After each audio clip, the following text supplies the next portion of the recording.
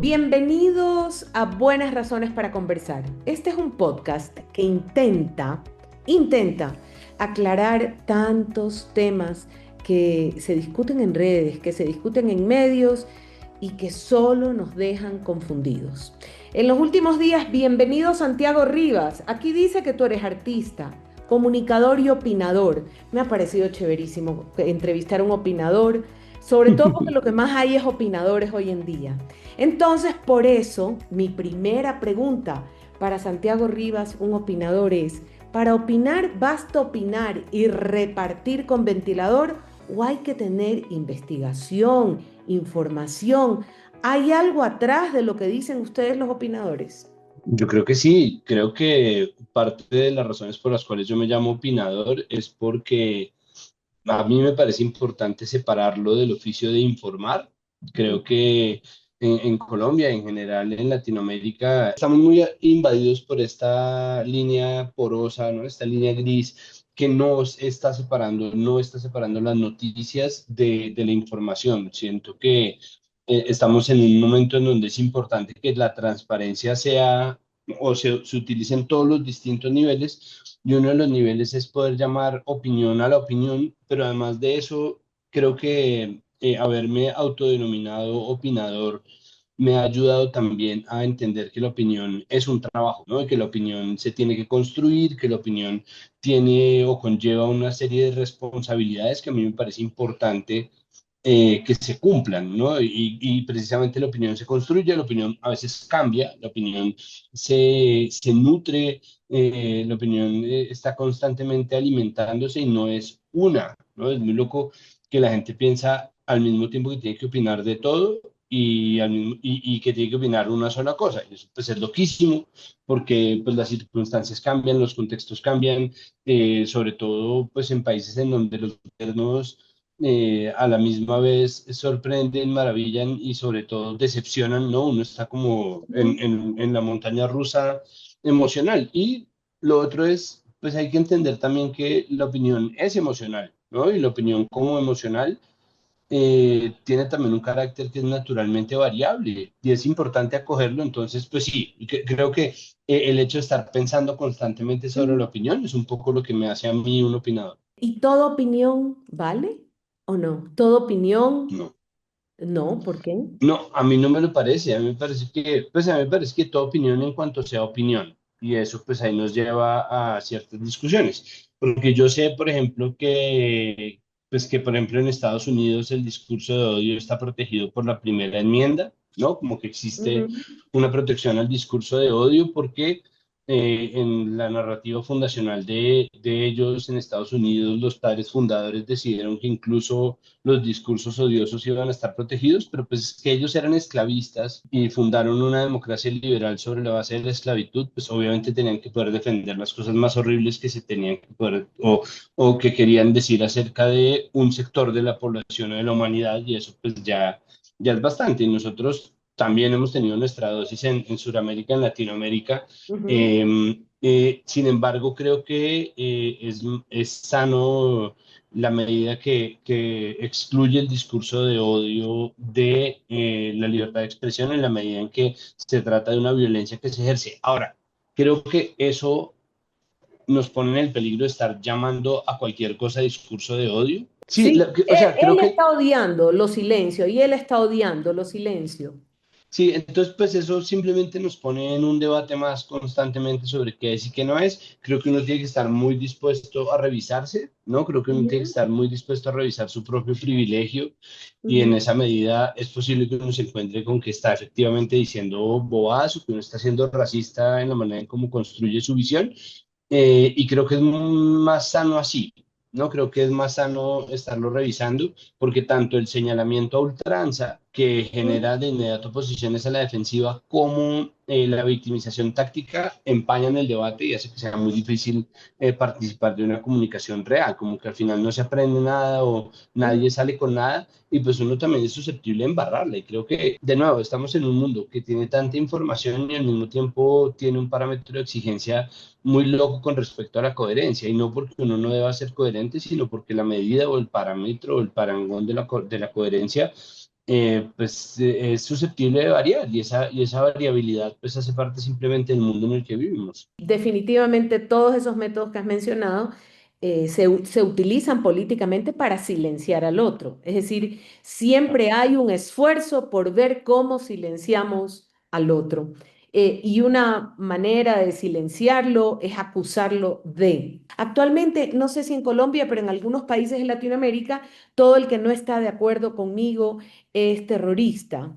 No importa quién sea yo puedo estar sentada por acá o puedo estar sentada por acá, ese otro es terrorista y porque no está de acuerdo conmigo. No sé si en Colombia pasa igual. No, ahorita como tenemos un gobierno de izquierdas, no estamos pasando por esa fase del discurso, pero sí existe varios señalamientos. Creo que nosotros tenemos, en general en Colombia, tenemos muy corrida la línea del centro. Entonces, estamos teniendo, obviamente, los síntomas por los que atraviesa un país que tiene por primera vez en su historia de 206 años un gobierno de izquierda y es que obviamente hay mucha gente en el poder que nunca antes tuvo el poder y creo que eso trae consigo unos síntomas que a mí me parecen parte del proceso. Yo creo que esto hace parte de ese proceso y hace parte de un proceso de aprendizaje por el cual Colombia hace rato tenía que pasar. Pero entonces una de esas cosas que son muy fastidiosas en términos de la opinión es que la gente está como con el izquierdómetro metido todo el tiempo. Sí.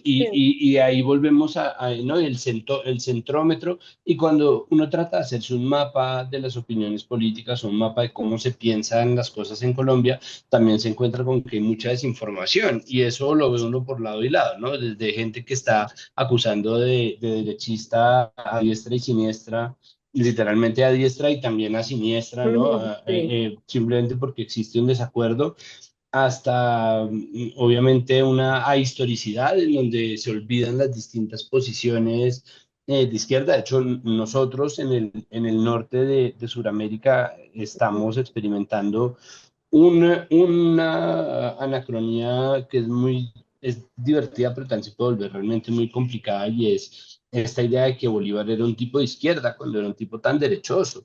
¿No? Entonces, y eso pues está en la historia, al menos en Colombia, él trató de perpetuarse en el poder, él se tiene como la figura fundacional del Partido Conservador, entonces este Bolívar de izquierdas hace parte del discurso, obviamente, y hace parte del mapa que nosotros tenemos que vivir, con el que lidiamos, pero es una discusión en un mapa gigante de Ujú, discusiones en donde nadie parece tener claro qué o qué, ¿no? Eso es como la ujú, sensación. Existen como muchas distintas fuentes de desinformación, muchas de esas vienen por una falta de rigor histórico, muchas de esas vienen una frustración grande histórica que tiene Colombia, ¿no? Un asunto de opresión política histórica, una historia de una relación muy tortuosa, de un país muy violento ujú. que está tratando como de llegar o de hacer las cuentas o ponerse de frente a una historia muy dolorosa y que en esas pues se encuentra obviamente con muchos otros avatares del poder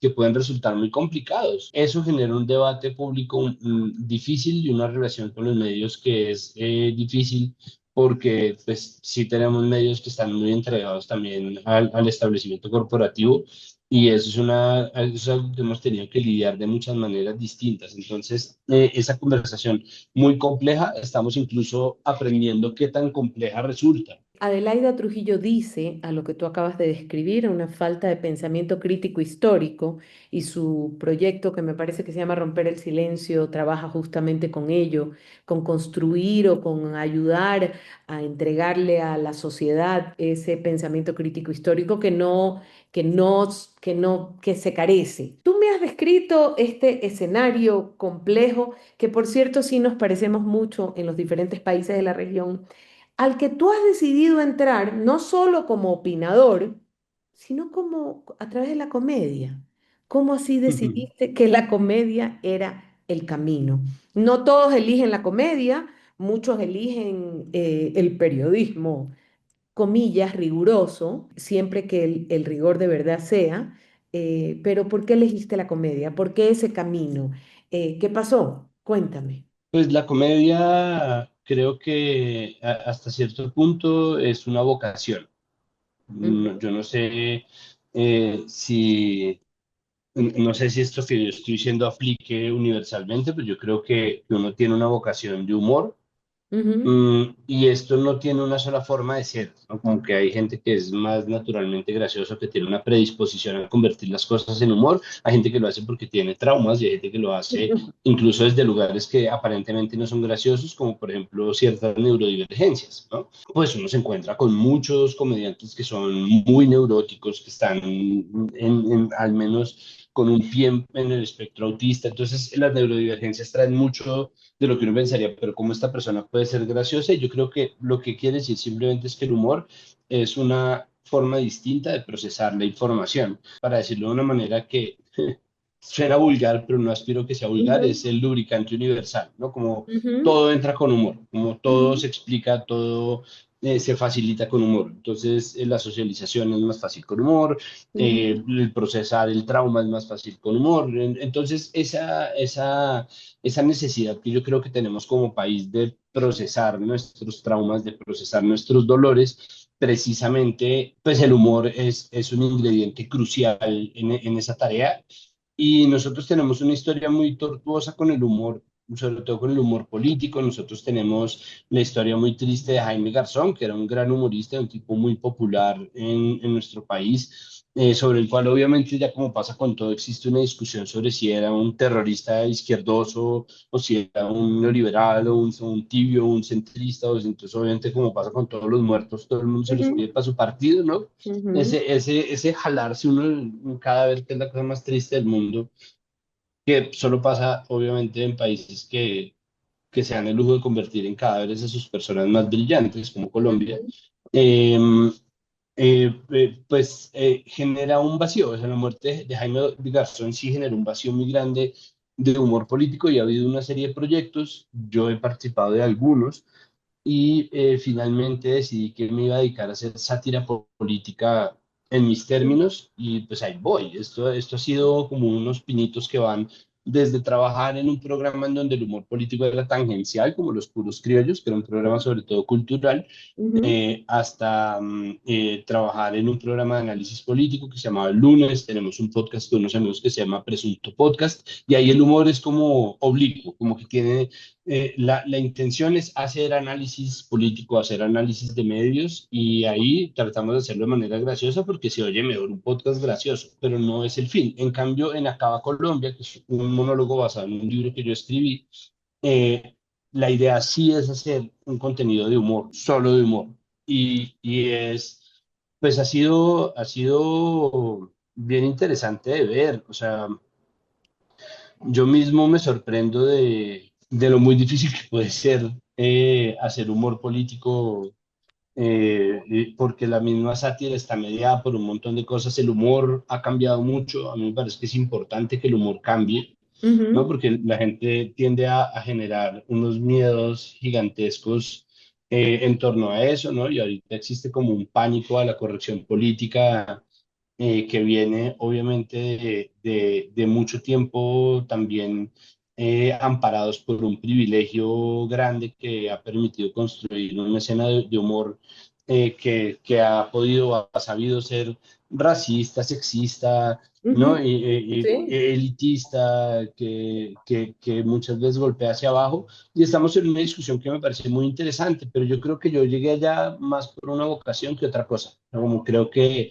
yo terminé metido de humorista político, porque un poco siempre lo fui, siempre me gustó reírme de las circunstancias, incluso las circunstancias más difíciles, y encontraba como un vehículo rápido, conversaciones, ¿no? He participado en Ujú. proyectos que han tenido humor político desde 2006, y saltando de una cosa en otra, pues llegué finalmente a lo que yo creo que ya es como mi otra vocación, que es hablar. A mí me gusta mucho hablar.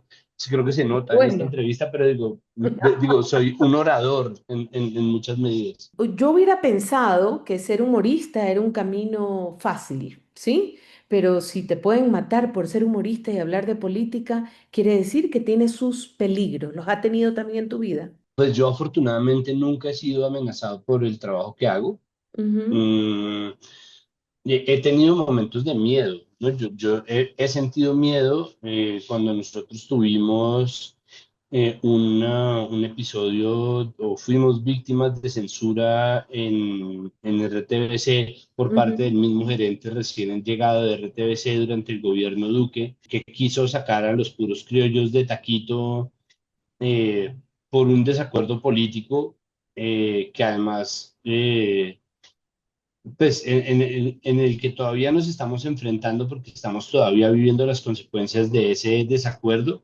ujú, Cuando eso pasó, pues yo sentí miedo, pero más tenía que ver con estar en desacuerdo con el gobierno que por el ujú, humor. Pero el humor sí nos sirvió en ese momento para tramitar esa diferencia. O sea, ujú, nosotros sí nos reímos del gobierno, nosotros sí hicimos chistes sobre lo que estaba pasando, nosotros sí fuimos deliberadamente satíricos en nuestro tratamiento de ese problema y creo que eso en su momento le dolió muchísimo al gobierno Duque ujú, y creo que pues se va probando y se va probando y se va probando hasta qué punto el humor le hace daño al poder o al menos incomoda al poder y esa comodidad pues lo hace sumamente importante. ujú. Acabas de decir algo potente y es que el humor a veces le hace daño al poder y efectivamente los periodistas cuando abordan a los políticos los abordan desde la seriedad y pero hay muchas de las cosas que hacen los políticos que debería uno de burlarse o de decir, pero si eso es ridículo, por qué todos tenemos la cara seria si el emperador está desnudo? Nos pasa demasiado a menudo, al menos en este lado del mundo. Y el humor lo que hace es decir, por si acaso, sí se han dado cuenta que el emperador está desnudo. Y esto, claro, y eso es lo terrible. Cuéntame, ¿te ha tocado decir que el emperador está desnudo alguna vez en tus espacios? Sí, claro, yo creo que todos hemos pasado por ese momento de decir como, oigan, un momento, el emperador está desnudo. No, lo que pasa es que estamos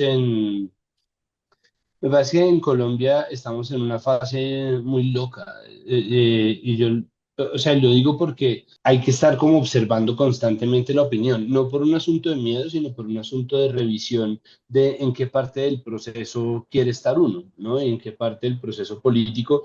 Y eso pues ha sido difícil porque para mí como una persona de izquierdas ha sido un proceso largo tener que tramitarse desde una posición crítica porque uno cree que sirve mejor desde una posición crítica y al mismo tiempo estarse bandeando entre las aguas de quienes sí y quienes no. Lastimosamente Colombia todavía se maneja mucho a través de Twitter, entonces en Twitter las dinámicas, existe una dinámica, ¿no? Una Ujú, dinámica tuitera y esa dinámica tuitera es muy, de alguna manera, estricta con la gente que está buscando figurar o que está buscando construir espacios de opinión. Y ujú, creo que esa sensación es lo que hace que sea tan frustrante opinar en Colombia, porque uno está todo el tiempo diciendo, no digo esto desde el lado de, no, no digo esto desde, y por favor, porque entonces hay un montón de gente, ¿no? Tenemos barras bravas como si fuera un equipo de fútbol de un lado y del otro, y es muy difícil tramitar las cosas en los matices y en las posiciones críticas, así como es difícil no entrar en fases de decepción y frustración. Entonces creo que ignorar como las muchas facetas emocionales que eso tiene también hace que uno esté constantemente tropezando ujú. con su propia posición frente al proceso. Resulta que los humoristas, a veces, hay diferentes tipos de humoristas políticos, quiero decir, o dedicados a la sátira política, a veces deciden hacerlo desde un poco la opinión, como tú lo haces, a veces lo hacen desde el sketch, como SNL en Estados Unidos, o diferentes espacios que también se han dado en Latinoamérica, en Argentina. ¿Tú por cuál de esas líneas crees que funciona mejor o todo depende de la vocación del humorista? Porque de alguna manera he notado en tus espacios que también haces personajes sin hacer personajes con nombre como Capusotto. Sí, pues yo creo que en mi caso viene directamente desde la verborrea, porque es un proceso que está muy atravesado por mi proceso verbal.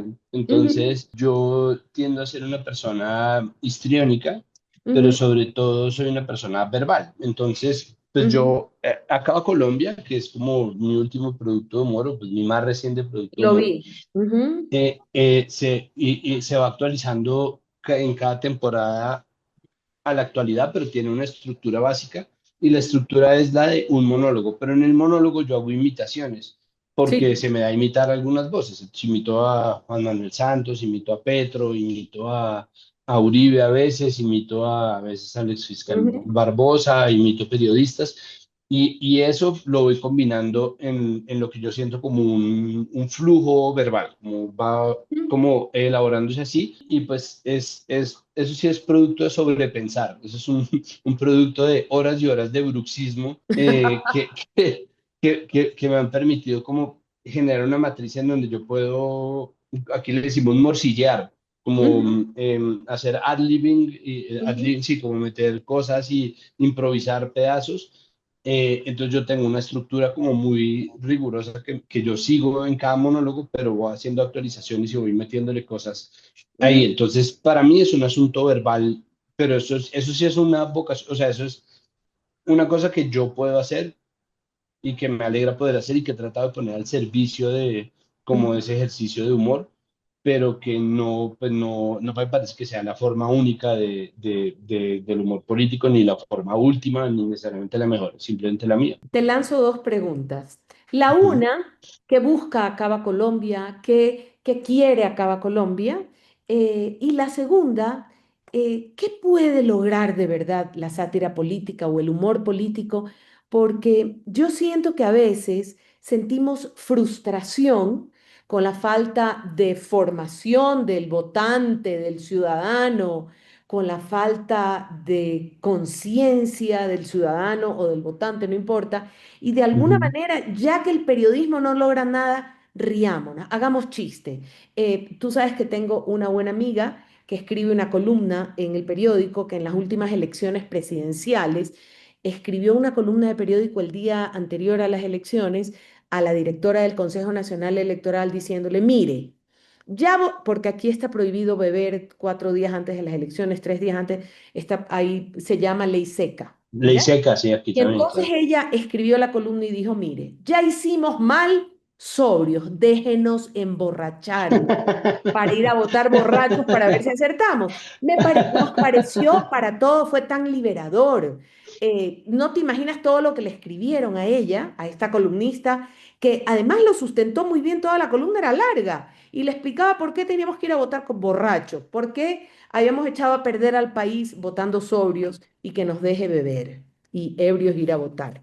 Entonces, esas son las dos preguntas que te hago, es decir, la una, ¿qué buscas con Acaba Colombia? Y la segunda es, ¿de verdad qué puede lograr el humor? Para mí, el ideal de Acaba Colombia, cuando yo escribí el libro de Acaba Colombia, yo lo que quería eh, era hacer un libro en donde yo fuera claro y transparente exactamente con mi opinión, y yo tengo mi opinión partida en dos y yo creo que eso le pasa a la mayoría de la gente que está en mi posición. Entonces, Acá Colombia es un libro en donde yo expreso mi frustración desde el anarquismo, que es mi convicción real, y la utopía que a mí me representa, en la que yo me siento realmente contenido y que explica lo que yo realmente pienso en términos políticos.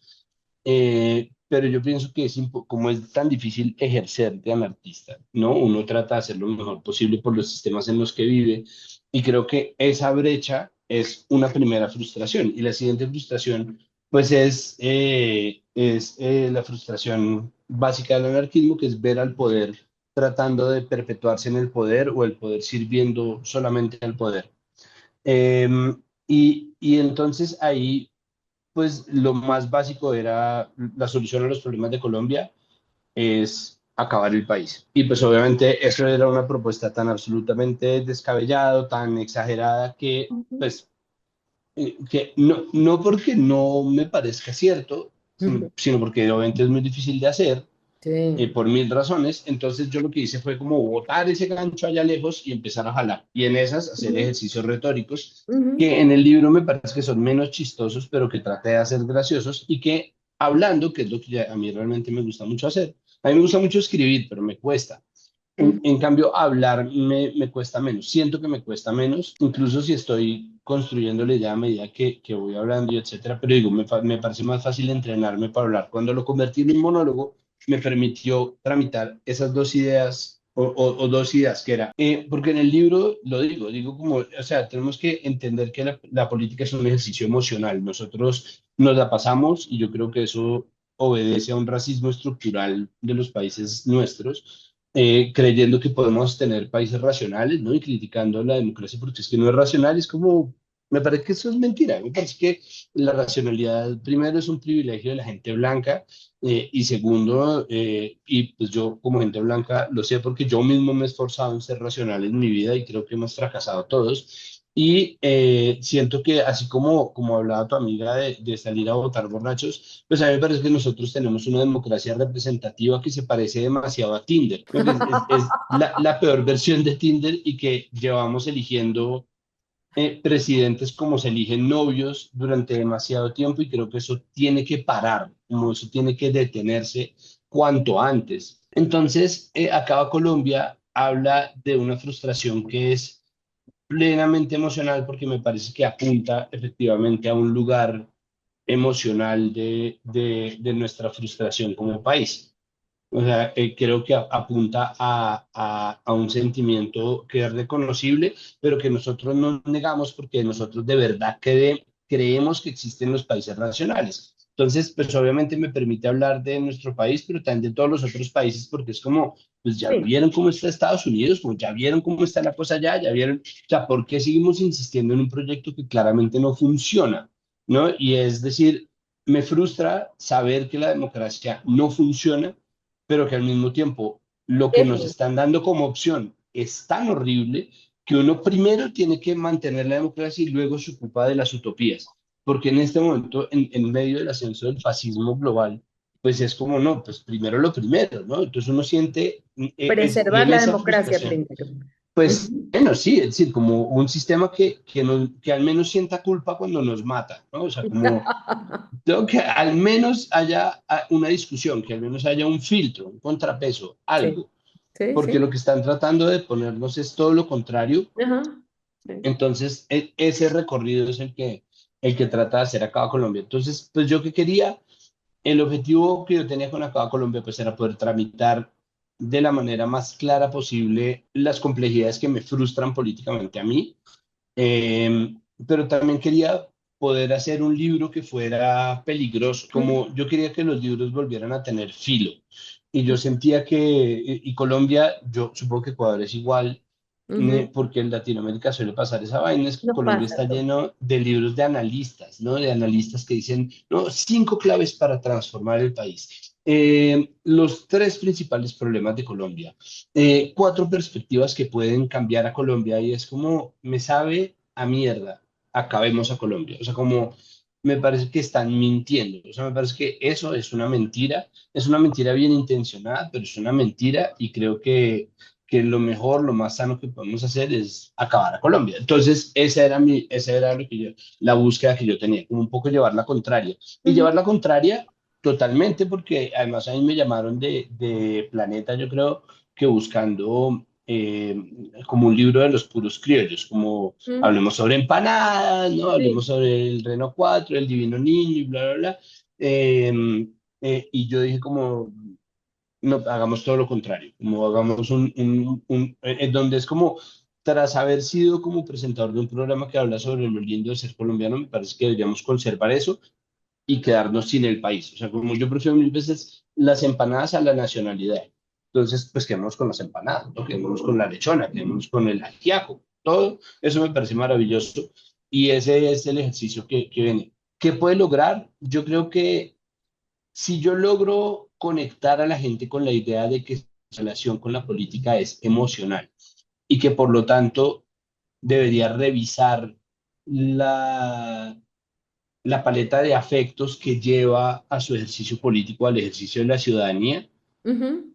es una cosa. Si yo logro bajarle la caña a las personas poderosas y hacerlas ver humanas, y dejar al menos la sensación compleja y agridulce de que las cosas al mismo tiempo son chistosas y muy tristes, creo que eso es un objetivo al que yo puedo aspirar. De ahí para allá, no creo que logremos acabar a Colombia. Fantástico. Sabes que lo que acabas de describir es justamente lo que nos alegra de que ustedes existan. Me refiero a los humoristas, a los que hacen sátira política, porque son los que se dan el gusto de decir, ¿saben qué? Saquémonos las máscaras. Saquémosle la máscara a esos que dicen que son los salvadores de la patria. Saquémosle la máscara a los símbolos patrios, a la bandera y al escudo. Saquémosle la máscara y comamos ajiaco y yo qué sé, y recémosle al divino niño, porque si no esta vaina ya no sale. Y en realidad ustedes lo que nos hacen es ponernos la verdad delante, reírnos de nosotros mismos, mirar, ay carajo, así somos, pero a sincerarnos un poco, gracias a ustedes los humoristas, y me imagino que es por eso que los políticos les tienen tanto miedo y a veces los quieren silenciar. Te agradezco, Santiago Rivas, eres lo máximo tanto como me imaginaba antes de conocerte, siendo tu televidente. Gracias por aceptar esta entrevista. Un muy fuerte abrazo para ustedes, hermanos colombianos, a quienes admiro como no tienes idea. Muchísimas gracias por pues por esta invitación, muchísimas gracias de verdad. Me alegra mucho saber que con todo lo cercano que somos uno siente una gran distancia, me alegra saber que esa distancia se puede salvar y pues que estamos ahí pendientes, ¿no? Los unos de los otros y pues nada, aquí a la orden, como decimos en Bogotá, o a la orden, Bessie. Un abrazo, Bessie.